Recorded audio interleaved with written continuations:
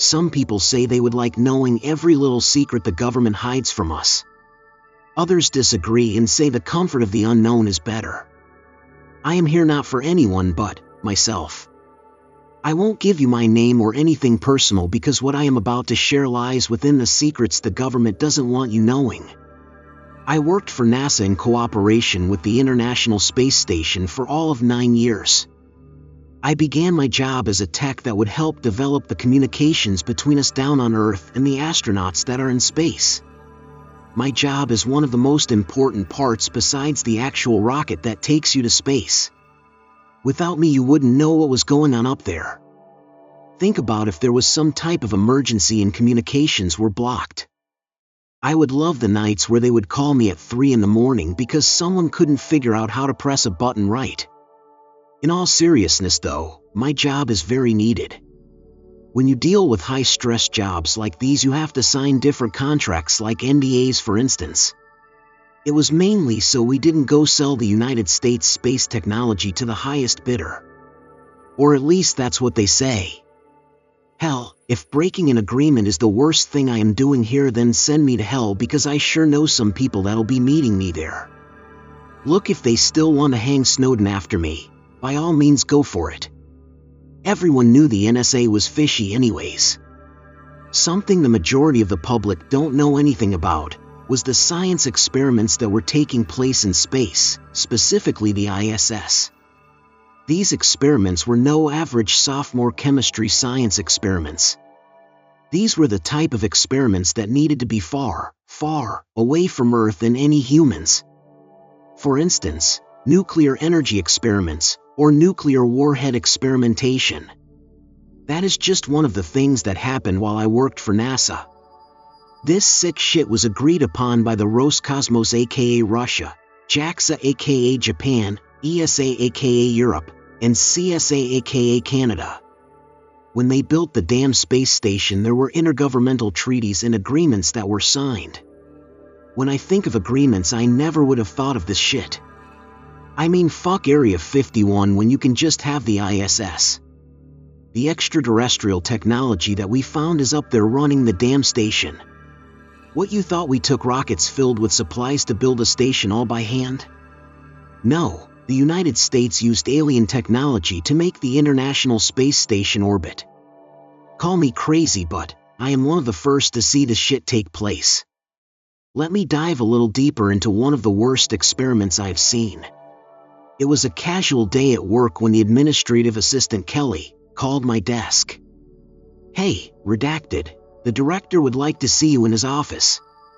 "Okay, tell him that I'm on my way now." "Will do, Mr. Redacted."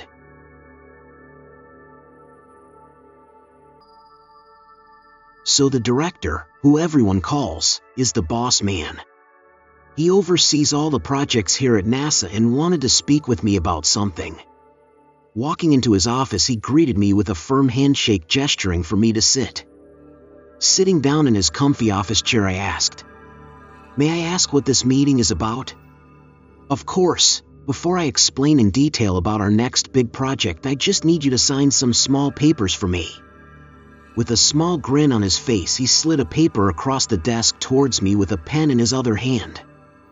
I took the pen and read at the top of the paper, non-disclosure agreement. Doubling back to that, I asked, "Does this have to do with the ISS?" "Yes, we made a new discovery and this can't be shared with anyone outside of this office."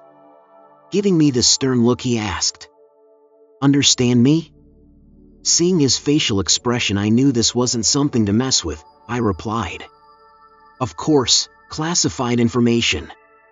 I took the pen and, interested at this point, signed my name where the X was on the paper. I did so for the next couple of papers, and then the director began to speak. "So, all of this paperwork filled out, I will fill you in on the new discovery." I nodded. On the expedition to Mars, our rocket had an interference with some outside force. It was almost as if it was blocking our communications with Earth. The team tried making contact, but unfortunately got no response. We received an emergency response 20 minutes after we lost connection. He then clicked his mouse a few times on his computer and brought an audio file up. He clicked played. This is Echo 142, Expedition Martha. We are having some communication errors with base. The source is coming from an out-of-view unidentified spacecraft. Subject is appearing on radar a mile to our left. Wait, what? Echo 142 to base, our radar is now showing subject is now a mile to our right. It appears to be popping up in different locations every scan. Whoa, look at that. It's right in front of us, about 50 feet away from our aircraft. It's completely black, almost I'd call it transparent. Our ship is moving towards it without pressure being applied to the mechanics. Turn the damn ship mic. It's overriding our controls. Shit, SHIT, look out. Seconds later you hear the mic cut in and out with static beginning to get louder and louder. I heard a loud bang and echo call for help. The static overcame the cries for help and something distorted began to speak. I couldn't make out what it was saying because it was using the static and longitudinal waves to say something. The director repeated the last part over a couple times for me to make out what it was saying. I heard it say stop searching, go home, in a very deep distorted sound. The director stopped playing the file and said, "We never got that ship back. It disappeared quite literally off our radars. We came up with a few ideas of what happened to them. One is whatever they saw in front of them disintegrated their ship as soon as they came into contact with the unidentified flying object. Two, they were hurled into space at a velocity which would alter their course so rapidly that they would no longer be in the sun's orbit, basically leaving us with nothing to go off of."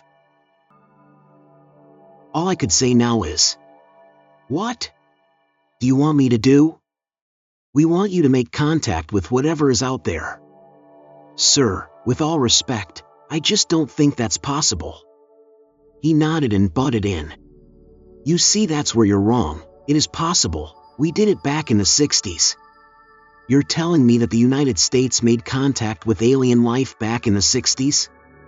Well, you think we just go about spurting that to the media? No, this is why you signed those NDAs. If this gets mentioned to anyone about anything you just heard, your entire career will go to shit, and you'll be black-bagged by the higher-ups. You understand? This you see right there is when I knew something wasn't right. That threat he made to me brought a chill down my spine. I needed to find more about this. Yes, of course I understand. I just will need access to the same software you used back in the 60s. We have something way newer and up-to-date than that. Follow me." He began to take me to this door that was blocked off by 2 armed guards and an access code. The director typed it in and gestured for me to follow. We got into an elevator at the end of the hallway and he scanned his keycard and pressed the bottom floor. The elevator proceeded down to the last floor and made a clicking sound and a door behind us opened. There was a long white hallway and a sanitation area. I followed his orders and walked through. Mist began to spray onto me and then a spout of air blew in every direction. After this was finished, a loud beat played through speakers and with that opened a door to the other side. We both entered into this room where he flipped a switch to reveal a large aircraft in the middle of a large white hangar. I've been working here for 9 years and had no idea that there was a secret hangar with a UFO inside. He pointed both his arms towards it and yelled, "Amazing! Right? What is it? A UFO?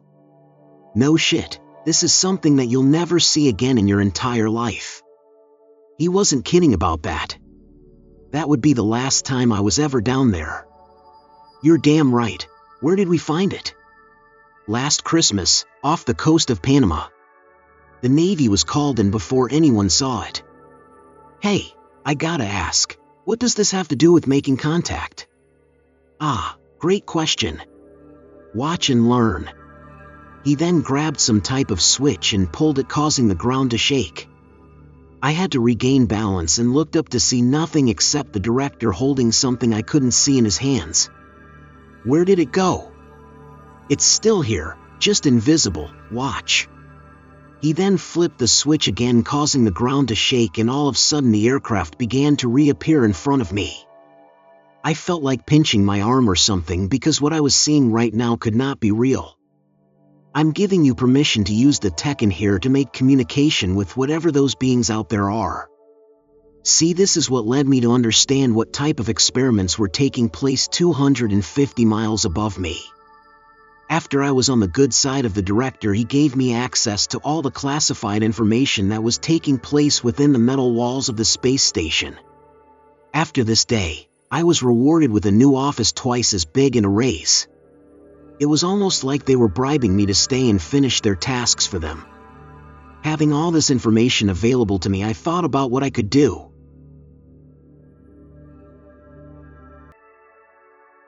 It was a Sunday evening when I was scrolling through old documents on my work computer, and I came across a file that read Expo ISS. I double-clicked the file and up came a video which I clicked on. The video opened and played.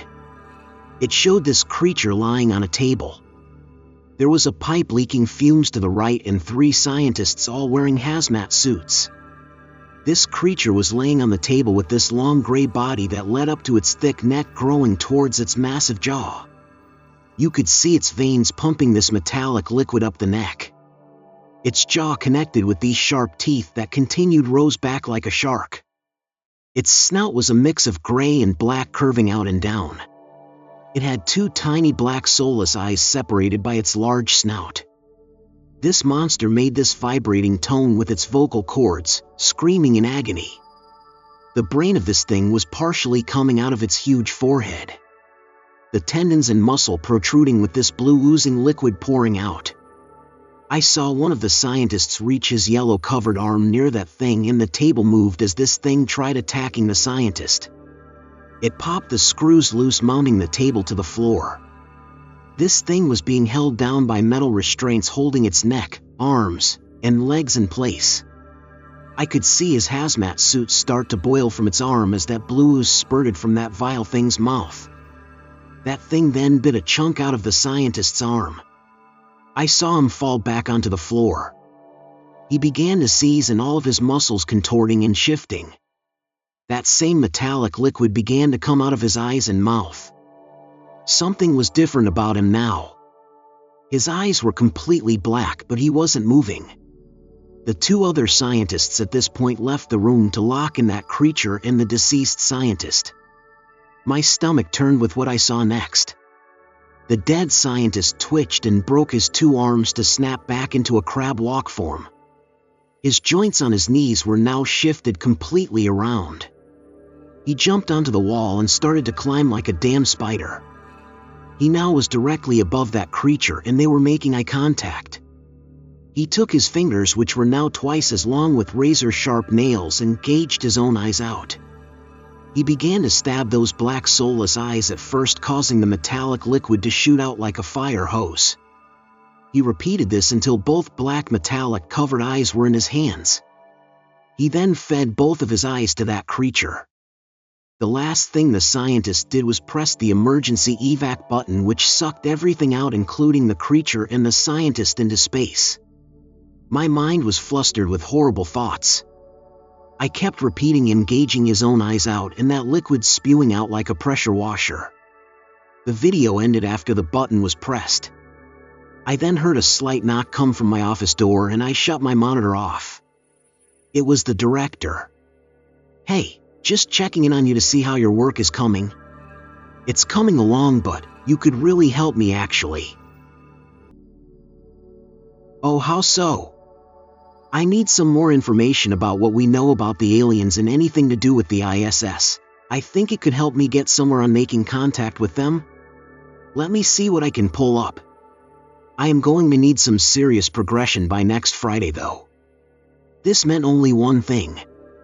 The feds were about to come, aka the men in the dark suites. These are the people who oversee all the classified government projects. Ah, you gotta love surprise visits. Don't we all? Aha. I'll let you get back to it now.